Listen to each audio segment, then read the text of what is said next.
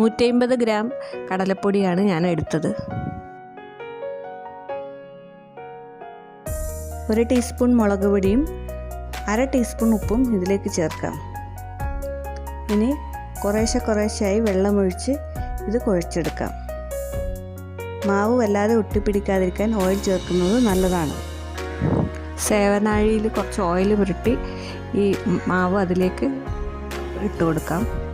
Oil ചൂടാകുമ്പോൾ മാവ് വട്ടത്തിലായി പീച്ചി കൊടുക്കാം.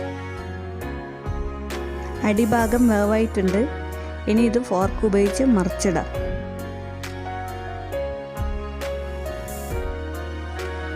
രണ്ട് സൈഡും റെഡി ആയിട്ടുണ്ട്. ഇനി ഇത് എടുക്കാം. ഒന്ന് ചൂടാറാൻ വേണ്ടിയിട്ട് ഒരു പ്ലേറ്റിലേക്ക് ഇടാം. പതുക്കെ പ്രസ് ചെയ്തിട്ട് ഇതിൻ്റെ വലിപ്പം ഒന്ന് കുറക്കാം. ഒരു 100 ഗ്രാം കടല ഇതിലേക്ക് ഇട്ടിട്ട് വറുത്തെടുക്കാം.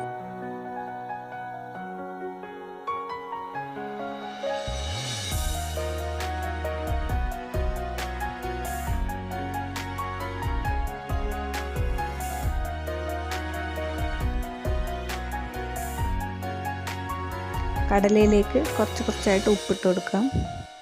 കുറച്ച് കറിവേപ്പിലയും വറുത്തെടുക്കാം. ഒരു ഉരുള കണക്കാക്കി ഞാൻ ആട്ട കുഴച്ചെടുത്തിട്ടുണ്ട്. ഇനി ഇത് പരത്തിയിട്ട് ഡയമണ്ട് ഷേപ്പിലായിട്ട് ഇങ്ങനെ കട്ട് ചെയ്തിട്ട് അതും വറുത്തെടുത്തിട്ട് മിക്സ്ചറിലിട്ടാൽ അത് വേറൊരു ടേസ്റ്റാണ് കഴിക്കാൻ. മിക്സ്ചറിൻ്റെ അളവ് കൂട്ടാൻ സഹായിക്കും ഇത്.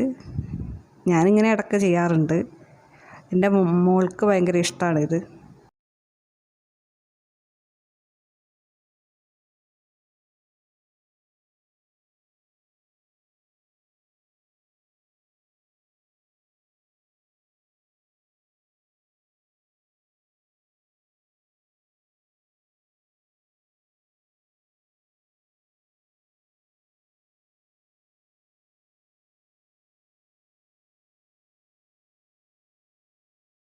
പരത്തിയതിന് ശേഷം കത്തി ഉപയോഗിച്ച് സൈഡിലായിട്ട് ഇങ്ങനെ വരഞ്ഞു കൊടുക്കാം.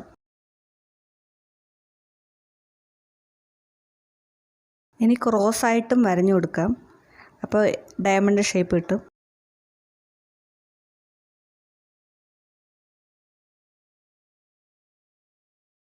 ഇനി വെളിച്ചെണ്ണയിൽ ഇത് വറുത്തെടുക്കാം.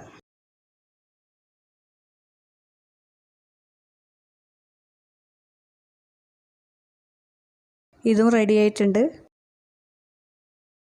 ഇനി എല്ലാം കൂടി മിക്സാക്കി എടുക്കാം.